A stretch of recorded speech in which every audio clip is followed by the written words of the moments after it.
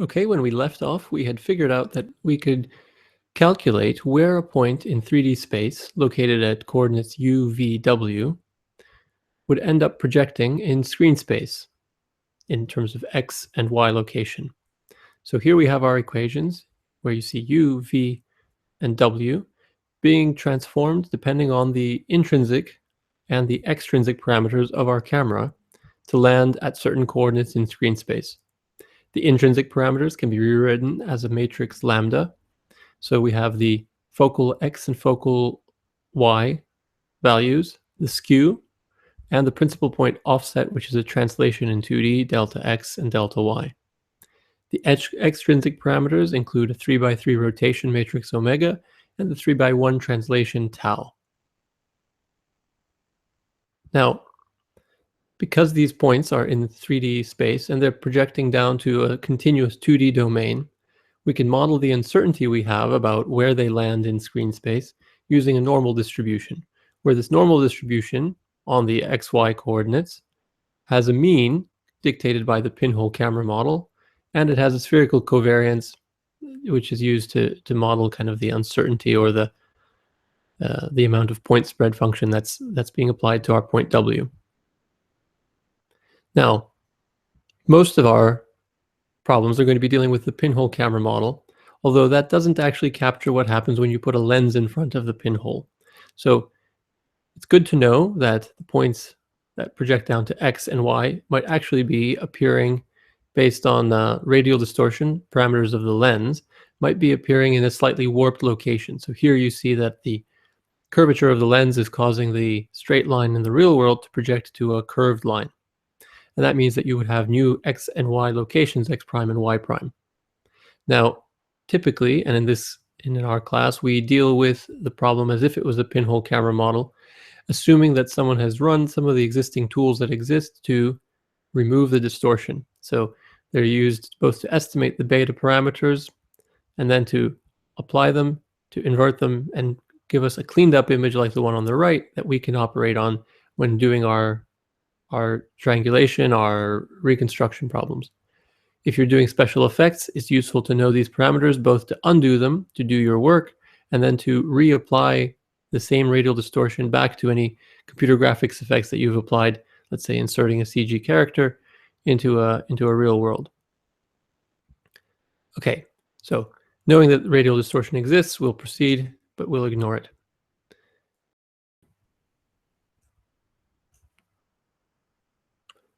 Okay, so let's proceed to outline our three geometric problems.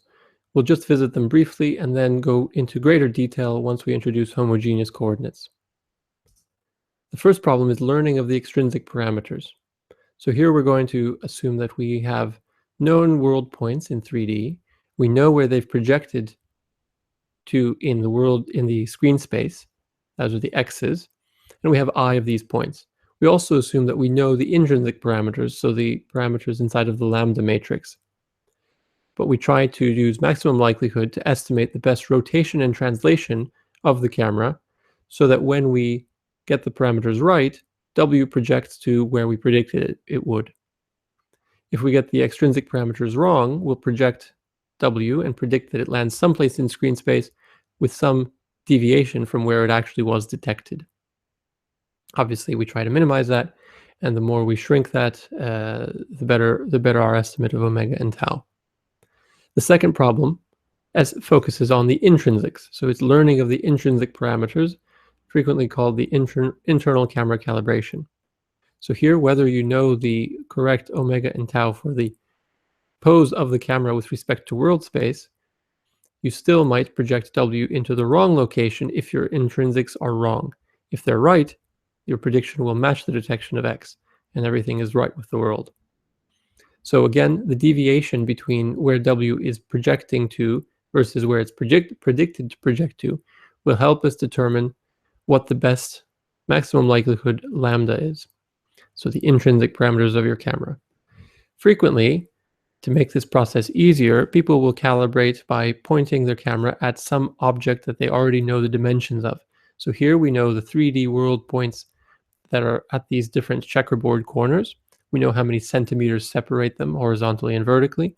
but also we know that this is a 3D calibration object, and somehow we've measured in the real world how much these points on this other plane are deviating in the z dimension with respect to this, if we call this first plane as an xy plane. All this 3D information then, coupled with knowing which checkerboard is which in our 2D projected image, helps us estimate and solve for our intrinsic parameters for our lambda matrix. The third problem is inferring of the 3D points. So here we assume that we've estimated already our world coordinates, our transformation omega and tau between the camera and the world coordinates. So our camera extrinsic pose is known. Our intrinsic camera calibration is also known, but we don't know W and the corresponding X's in our screens in our camera. Notice, of course, that here we're going to look at the same point W with a second camera. And so the summation now, when previously it was looking at different points with one camera, J is now the index of which camera we're looking at. Because if we have calibrated the intrinsics and the extrinsics of both cameras, two or more in fact, then we can better triangulate the location. Well, we can triangulate the location of W by searching for correspondences between what's projected into image 1 and projected into image 2. Now, to solve these problems, it would be nice, but unfortunately, we don't have closed form solutions. We can apply nonlinear optimization, and that is in fact what we would do in practice. But these are very prone to local minima, and so it's very important that we start off with some very good initialization, some good guess where our estimated parameters, whether it's the intrinsics, the extrinsics, or the world coordinates that we're estimating, that we have some really good initial guess, and so that the nonlinear optimization just has to converge to a minimum which actually is a good global minimum. So we're going to do that by introducing a new representation, the homogeneous coordinates, which actually isn't too complicated, but it will make the mathematics much easier. The unusual thing is they're going to make the homogeneous coordinates will make the mathematics of an algebraic problem easier, and we're going to solve this algebraic problem first as a kind of proxy for the problem we really care about, which is the geometric error that we were talking about earlier, this estimation of the extrinsic or intrinsic parameters of our cameras. So we're going to essentially solve an initial guess for the wrong problem, and then we'll use that as a seed for our nonlinear optimization of the true problem. In lab, we will find that we don't actually bother with the nonlinear optimization because our initialization will be pretty good and good enough to prove the point. This kind of dichotomy between the algebraic error and the geometric error was described by Hartley, and you can read more about it also in the Hartley and Zisserman textbook, which I recommend. All right, so let's go back and look at the whole world of our pinhole camera model, but through the lens of homogeneous coordinates. So when we had points projecting to somewhere in screen space, and the screen space was 2D, we still have the x and y 2D coordinates, but we're representing it now as a 3-vector, where we've multiplied everything by a lambda. So there's this x, y, 1 vector, and everything is multiplied by a lambda.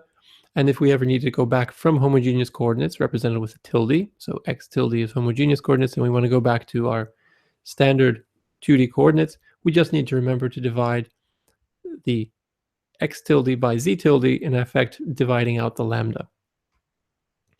This is the division operation that we were doing earlier before we introduced homogeneous coordinates, but you'll find that we don't actually need to do that division as long as we stay within homogeneous coordinates. And you think, well, what's the benefit of that? Well, we'll see in a moment that by staying in homogeneous coordinates, we can represent everything as linear operations of matrix vector multiplications.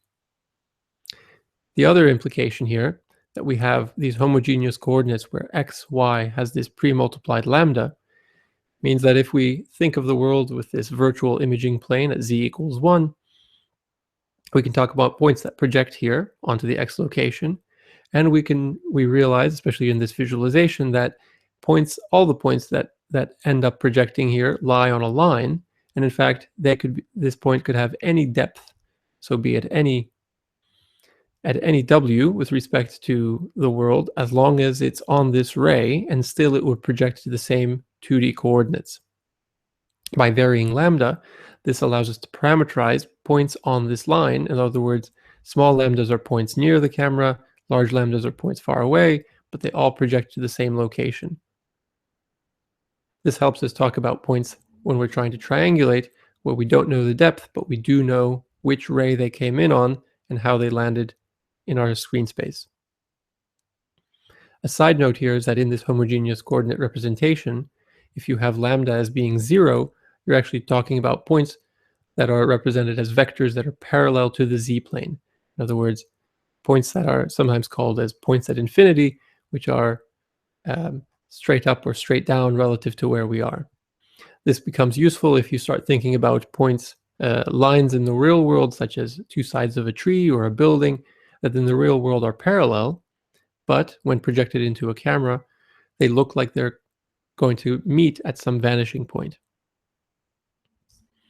Now, we revisit our pinhole camera model, which used to be written this way, where we had u, v, and w, the 3D coordinates projecting to their 2D screen space location. And now we're going to have something very similar, but in homogeneous coordinates. Our u, v, w is augmented with a 1 at the end. So now that 3D point is represented as a 4 vector. And that is going to be projected using the intrinsics, the same intrinsics that we had before, into a homogeneous 3 vector representing the screen space coordinates, x, y, and 1, but multiplied by a lambda, representing our ambivalence or our ignorance about how deep that point actually is. That's just taking into account the intrinsics. Of course, if this UVW was expressed in world coordinates and not in camera coordinates, we'd have to go through that process first. So I've just described that. Our lambda is essentially our W. And here we have our extrinsic parameters. So here UVW is transformed by our extrinsic matrix into camera coordinates. So it's still going to be a 4D homogeneous vector, but in camera coordinates.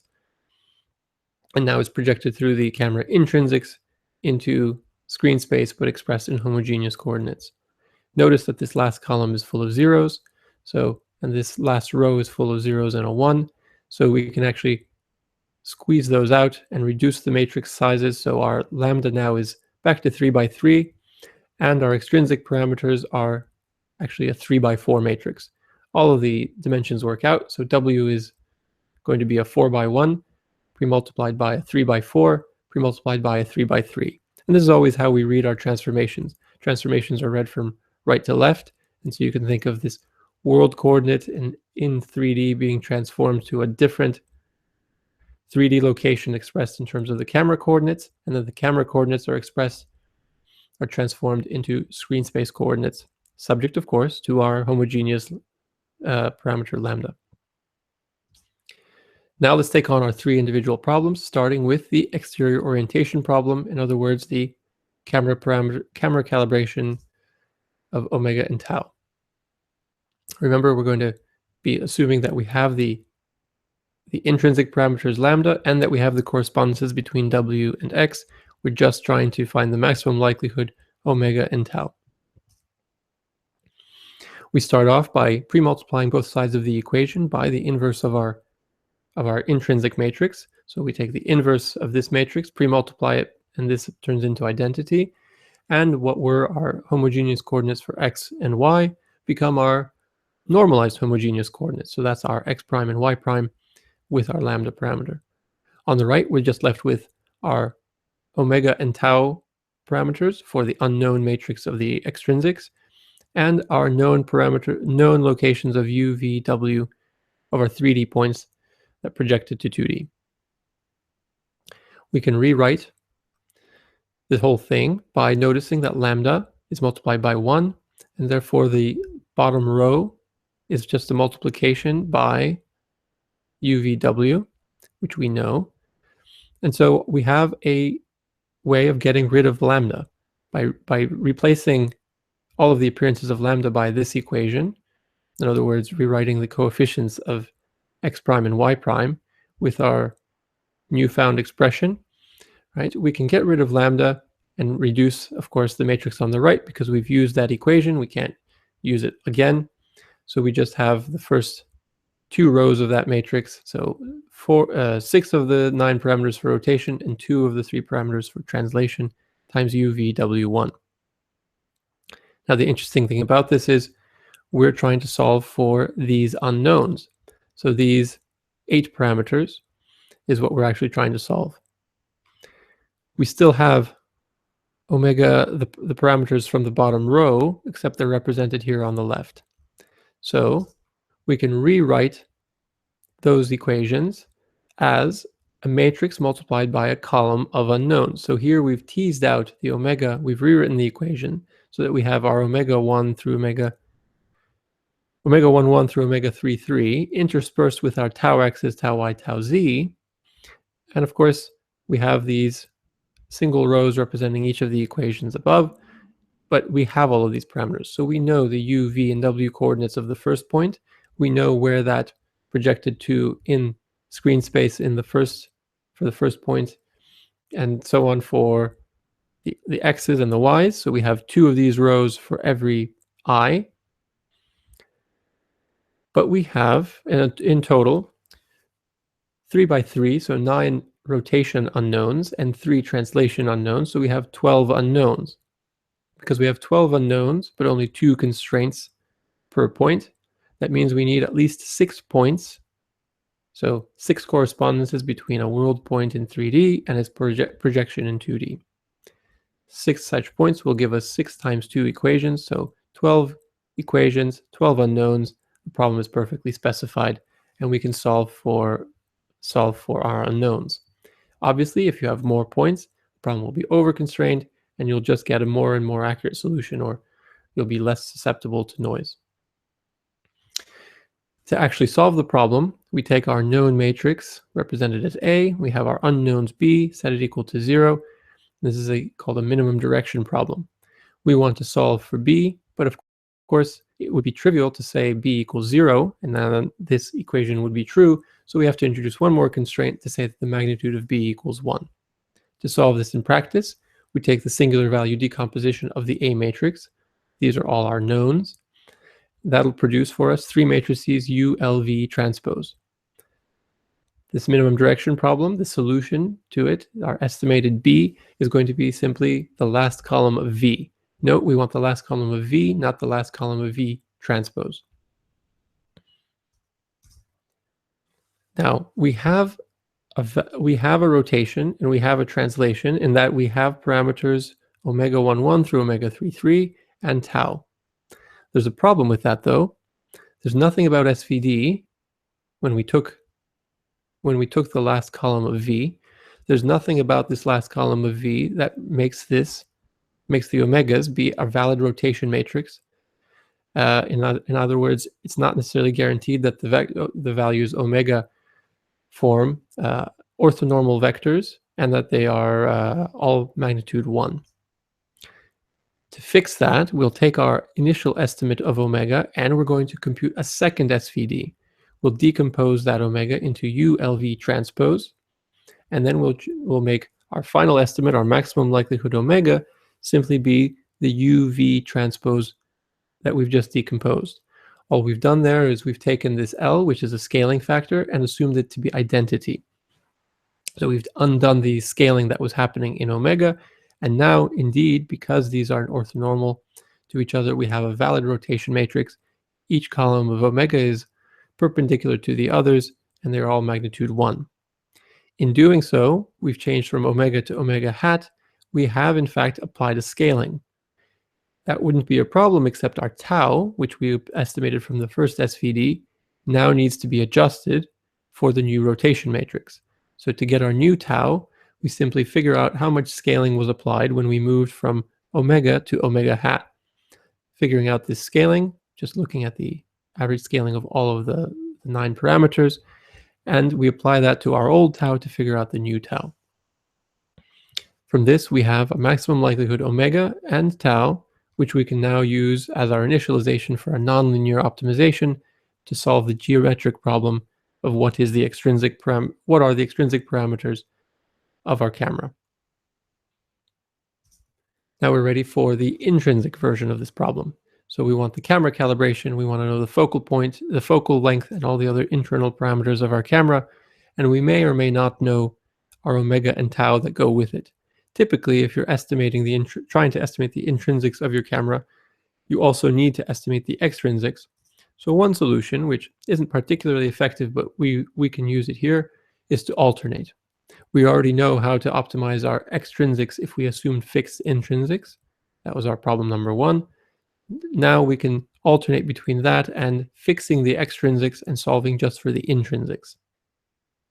So here we're assuming that omega and tau are correct, and we're trying to find the maximum likelihood lambda matrix. That explains how W is projected to X's. So let's take a closer look at that. That actually, when we look at our pinhole camera model, because it's a normal distribution, and we're trying to find the maximum likelihood, once we take the log, we figure out that this is actually a least squares problem. So what you're seeing here is you're seeing the difference between where the points were detected in the 2D screen space versus where they're being projected, transposed times the same thing. So this is our least squares problem. Least squares problems try to find the solution to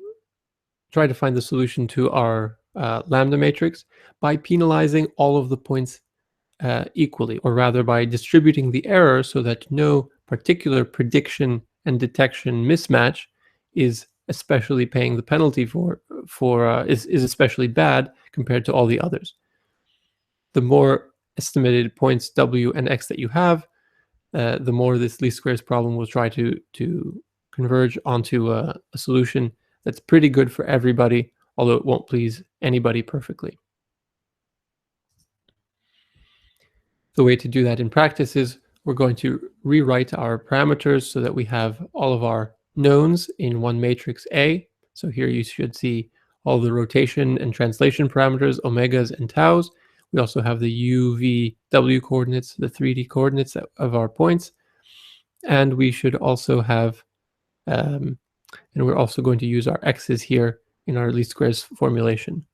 So here we're going to assume that we're going to organize our unknowns so that they are in this H vector. So here we have this these 5 parameters, and A times H is going to be rearranged so that we can have our H variables on their own. Finally, we're ready for the 3D reconstruction problem. In the 3D reconstruction problem, we have the intrinsics, we have the extrinsics, but we also want to estimate our W, and so that means we have to have separate parameters, intrinsic and extrinsics, for each of our J cameras, 2 at least or more, to triangulate W. We're going to find the maximum likelihood W by revisiting our pinhole camera model in homogeneous coordinates, and again by realizing that we have our intrinsic parameters, so we can pre-multiply both sides by the inverse.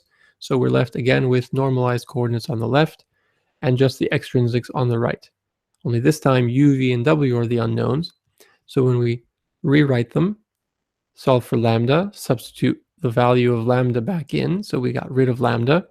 We again have 2 equations and multiple unknowns, but our unknowns are U, V, W1. So when we rearrange, we make sure that U, V, and W are isolated and all of our known parameters are here and here. So we have our rotations and our predictions on X and Y on the left. On the right, we have our translations.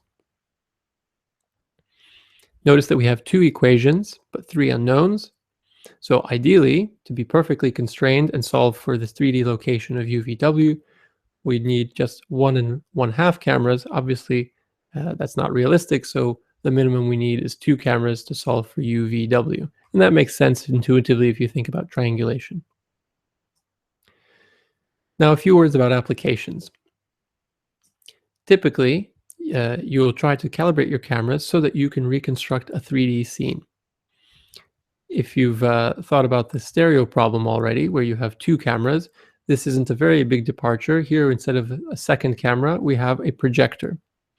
Now, the problem with 2 cameras is that you're trying to figure out where one point in one camera projects to in the other camera.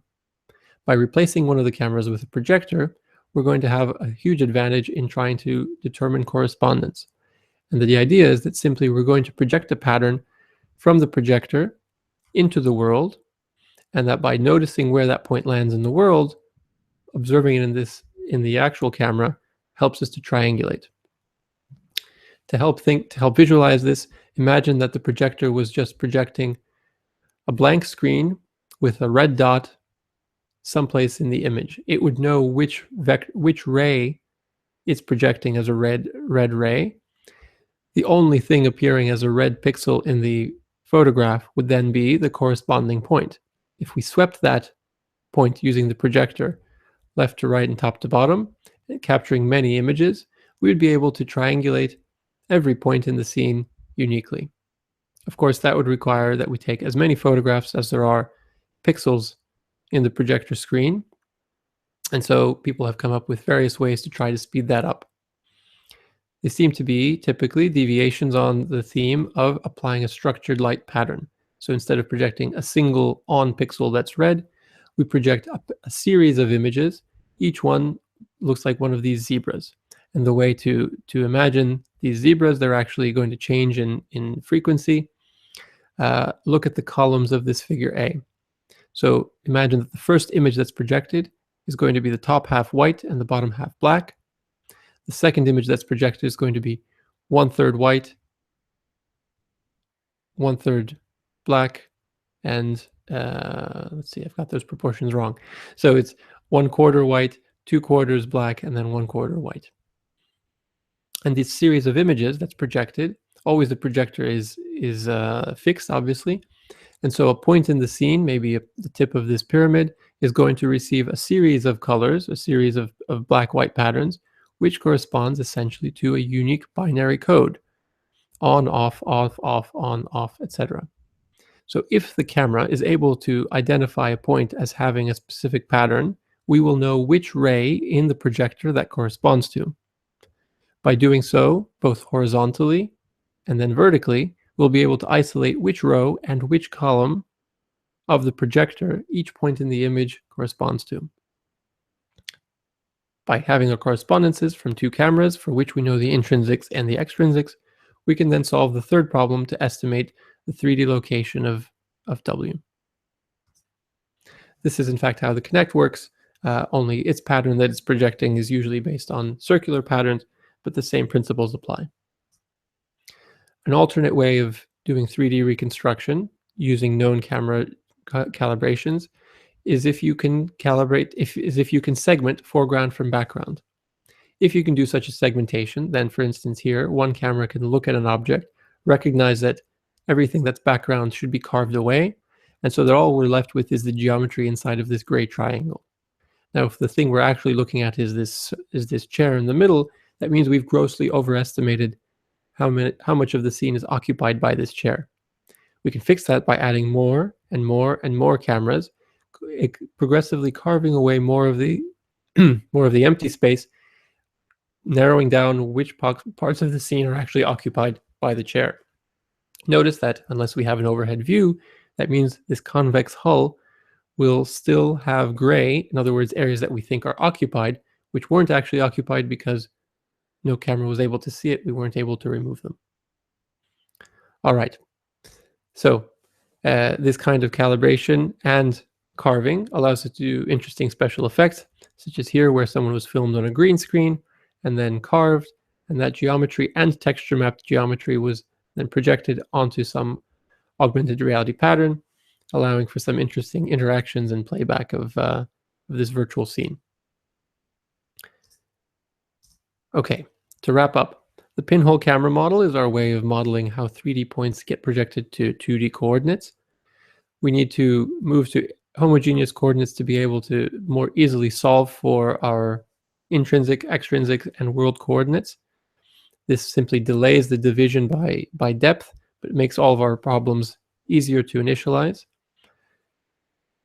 And in the end, we'll find that our solutions that we get from the closed form and the initializations that we get from homogeneous coordinates bring us very close to the final solutions for which we would do a nonlinear optimization in practice.